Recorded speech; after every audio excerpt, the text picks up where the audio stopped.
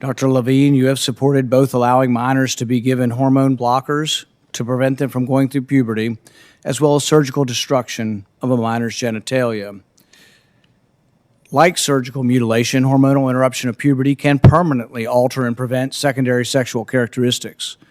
The American College of Pediatricians reports that 80 to 95% of prepubertal children with gender dysphoria will experience resolution by late adolescence if not exposed to medical intervention and social affirmation.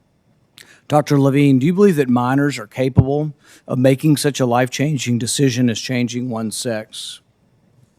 Well, Senator, thank you for your interest in this question. Transgender medicine is a very complex and nuanced field with robust research and standards of care that have been developed. And if I am fortunate enough to be confirmed as the Assistant Secretary of Health, I would look forward to working with you and your office and coming to your office and discussing the particulars of the standards of care for transgender medicine. The specific question was about minors. Let's be a little more specific since you evaded the question. Do you support the government intervening to override the parent's consent to give a child puberty blockers, cross-sex hormones, and/or amputation surgery of breasts and genitalia? You have said that you're willing to accelerate the protocols for street kids. I'm alarmed that poor kids with no parents who are homeless and distraught, you would just go through this and allow that to happen to a minor. I would hope that you would have compassion for Kira Bell, who's a 23-year-old girl who was confused with her identity. At 14, she read on the internet about something about transsexual. She thought, well, maybe that's what I am. She ended up getting these puberty blockers, cross-sex hormones. She had her breasts amputated. But here's what ultimately she says now. And this is a very insightful decision from someone who made a mistake but was led to believe this was a good thing by the medical community.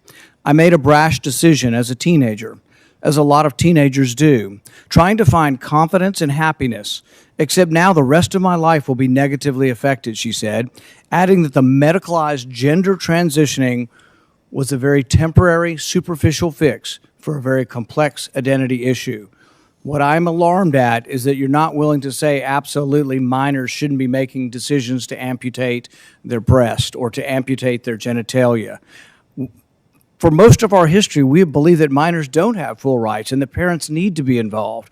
So I'm alarmed that you won't say with certainty that minors should not have the ability to make the decision to take hormones that will affect them for the rest of their life. Will you make a more firm decision on whether or not minors should be involved in these decisions? Senator, transgender medicine is a very complex and nuanced field, and if confirmed to the position of Assistant Secretary of Health, I would certainly be pleased to come to your office and talk with you and your staff about the standards of care and the complexity of this field. Let it go into the record that the witness refused to answer the question. I agree with you that biologically a man is a man and a woman is a woman. I was just wondering what you see the detriment of society, why we can't let a transgender woman be called she or something. Because it is a lie. I agree. Detrimental to society. So I think there are a couple of reasons. So yeah, sorry, you let him finish the question. That's fine. No, I'm just wondering, what do you see? I understand it's lying. I was taught not to lie. I just don't understand what is so wrong about that specific lie.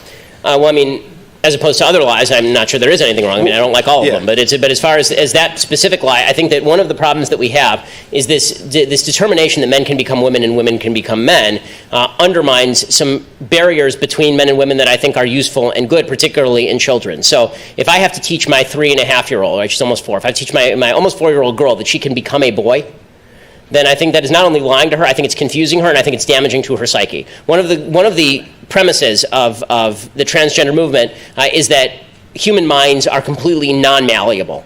That oddly enough, men are not men and women are not women, but if you are transgender, that is unchangeable, and that especially among children, if a 3 or 4-year-old has certain feelings, those feelings have to be taken completely seriously. We can't fight against them. We can't suggest that the kid will grow out of it. Instead, we have to say that this kid is inherently transgender.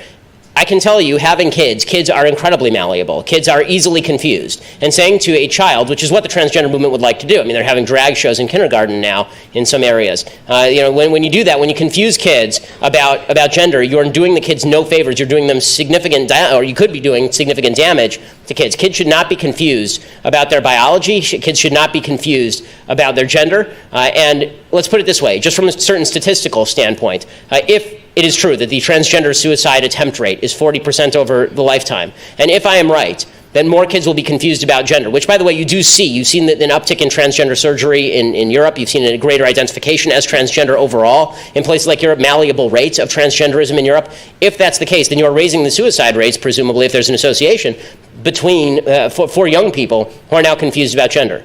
So I'm not in the mood for countenancing lies about what men and women are, specifically when I think that there is a goal of redefining a key term for the entire society.